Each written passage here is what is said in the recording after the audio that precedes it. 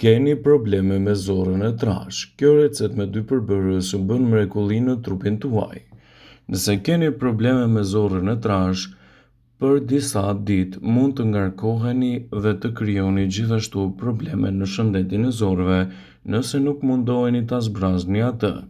Pastrimi i duhur i zorës së trash ju ndihmon në largimin e toksinave nga trupi dhe për të rikthyer kështu edhe punën më të mirë për pastrimin e zorës në largimin e toksinave nga trupi dhe zorra për të rikthyer një gjendje më të mirë të aparatit tuaj tretës. Para se të fillojmë, bëni një like videos dhe ju lutem klikoni subscribe, do të na ndihmonit shumë. Shëndeti juaj i zorës duhet të pastrohet në mënyrë korrekte dhe të duhur, prandaj për të arritur këto qëllime duhet të rregulloni ushqyerjen tuaj dhe mbi të gjitha të përmirësoni traktin tuaj tretës. Ju nevojitet uthulla e mollës dhe mjalti për të pasuruar dietën tuaj me produkte natyrale që do ju ndihmojnë të dukshëm në një shëndet më të mirë të zorës dhe do të lehtësoni gjithashtu komplikacionet e tyre. Për një gotë me ujë të ngrohtë do ju duhen 2 lugë gjedhe uthull molle dhe 1 lugë gjedhe me mjalt. Rezultatet që do të merrni në këto raste do të jenë vërtet fantastike në shëndetin e zorës. Këto përzierje mund të përdoren në çdo moment të ditës dhe do ju ndihmojnë për një pastrim më të mirë të trupit. Në këto mund të ofroj edhe një zgjidhje më të mirë për të shkuar më lehtë në tualet. Përfitimet e kësaj recete janë të larmishme. Ulëntuesit e Journal of Food Science kanë treguar përfitime të dobishme që vijnë nga përdorimi i uthullës së mollës. Ajo është e pasur gjithashtu me nivele të larta të antioksidantëve. Antioksidantët parandalojnë problemet e diabetit, kanë veti të mira antibakteriale, parandalojnë gjithashtu problemet e zorës, ndihmojnë në uljen e obezitetit, neutralizojnë gjithashtu edhe hipertensionin dhe ulin gjithashtu edhe nivelet e larta të kolesterolit. Në mënyrë specifike lidhen gjithashtu edhe me shëndetin e zorës së trash. Ulëntuesit citojnë në një studim japonez ku zbulohet se uthulla e mollës reduktoi problemet e zorës së trash dhe pati gjithashtu një lloj mbrojtje më të mirë në përfshirjen e pastrimit të zorës dhe lehtësimin e komplikacioneve të tretjes. Një problem i thjeshtë me tretjen, si fryrja e barkut, mund t'ju bëjë të ndjeni më pak të rehatshëm. Zakonet e këqija të ngrënit, vaktet të rënda, alkooli, koha e parregullt e vakteve janë disa nga faktorët të cilat mund të ndikojnë negativisht në shëndetin tuaj të zorës dhe të krijojnë gjithashtu problematika nga më të ndryshmet e saj.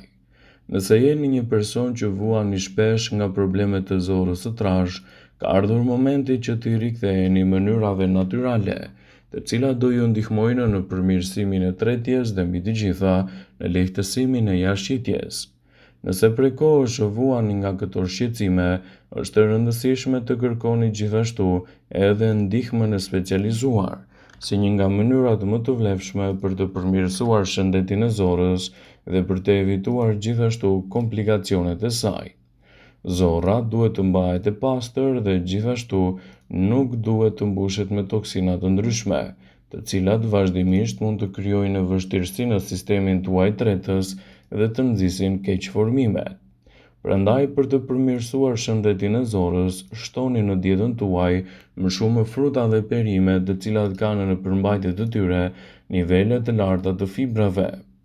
Fruta dhe perimet si për shembull mollët, bananet, manaferrat, zërzavatet me gjethe dhe perimet me rrënjë janë burime të shkëlqyera të fibrave, të cilat do ju ndihmojnë në një tretje më të balancuar dhe gjithashtu të evitoni problemat që i shkaktohen zorrës suaj. Sa më mirë ta pasuroni dietën tuaj me fruta dhe perime, aq më të rregull do ta keni jashtëqitjen dhe më pak probleme do të vuani. Ushqimet e pasura gjithashtu me probiotik. Probiotikët dhe bakteriet e gjalla të dobishme që gjenden te to janë të bollshme edhe te kosi. Kosi është i bërë nga qumshti fermentuar i cili mund të ndihmojë në përmirësimin më të mirë të sistemit tuaj tretës dhe në ruajtjen më të shëndetshme të toksinave. Kosi është një opcion i shëndetshëm për mëngjes dhe mund të kombinohet lehtë me fruta të thata ose me dhe shumëllojshmërinë e produkteve natyrale. Kështu do ta keni më të lehtë të përmirësoni zorrën tuaj dhe t'i thoni lam të mirë problemeve të kapsllëkut. Drithrat integrale gjithashtu mund të jenë një mburojë e mirë për sistemin tuaj tretës. Dieta jonë ka të përfshirë edhe drithra dhe melin, dhe gjithashtu këto do t'japin veti të panumërta ushqyese për tretjen tuaj. Fibrat, antioksidantë dhe mikroelementë të tjerë që gjendet te drithrat janë shumë të vlefshëm për organizmin në lehtësimin e këtyre komplikacioneve. Ato gjithashtu përmbajnë elementë të cilët mund të veprojnë në sistemin tuaj tretës dhe të mbajnë larg problemet e kapsllëkut. Barishtet dhe erëzat sigurisht që do t'jenë një aleat i çmuar i sistemit tuaj tretës dhe do të ndihmojnë gjithashtu kundër problemeve të kapsllëkut. Është e njohur se ato mund të përfshihen fare lehtë në dietën tuaj dhe ndikimet e tyre pozitive në zorrën tuaj do të luajnë një rol fantastik për tretjen e shëndetshme. Edhe farërat gjithashtu janë një ndihmë e çmuar për sistemin tuaj tretës. Thuhet se farat janë rezervuari antioksidantëve, mineraleve, gjithashtu vitaminave për shkak të vlerave të tyre ushqyese. Farat e liri dhe ato chia janë dy lloje të njohura të farave, të cilat mund t'i hani. Acidet yndyrore omega 3 që gjenden te to veprojnë gjithashtu edhe në përmirësimin e sistemit tuaj tretës dhe lehtësimin e problemeve të tyre. Një mënyrë për të përmirësuar më mirë sistemin tuaj tretës dhe për të evituar gjithashtu problemet e kapsllëkut është të pini sa më shumë ujë. Për pastrimin e zorrës së trashë gjëja më e mirë që mund të bëni është të pini më shumë ujë në dietën tuaj. Është domosdoshme të pini të paktën 10 deri në 12 gota ujë në ditë. Konsumi i rregullt i ujit do t'jap trupit tuaj lëngun dhe lubrifikimin e nevojshëm për të larguar kështu toksinat dhe mbeturinat e dëmshme që gjenden në trupin tuaj. Pirja e sasive të mjaftueshme të ujit do të stimulojë në mënyrë natyrore peristaltikën, duke ndihmuar kështu në një zgjedhje më të mirë për sistemin tretës dhe për të evituar problemet e kapsllëkut. Lëngu i mollës është një mundësi e çmuar që mund të shtohet në dietën tuaj. Lëngu i freskët i mollës është një nga mjetet më të mira për pastrimin e zorrës së trashë. Pirja e rregullt e lëngut të mollës do të inkurajojë gjithashtu lëvizjet tuaja të zorrëve, të heqë toksinat dhe të përmirësojë shëndetin e mëlçisë dhe të sistemit tuaj tretës. Filloni ditën me një gotë me lëng molle të pafiltruar. Pas 30 minutash pini një gotë ujë. Përsëriteni këtë rutinë disa herë gjatë ditës për të vazhduar për 3 ditë me radhë. Gjatë këtyre 3 ditëve ju gjithashtu mund të pini një gotë me ujë me lëng portokalli të kumbullave të thata, të cilat mund t'i blini edhe të gatshme. Thjesht përzieni kumbullat e thata me ujë dhe rezultatet që do të merrni do të jenë fantastike në sistemin tuaj tretës. Edhe lëngu i limonit është një mundësi e çmuar në këtë aspekt.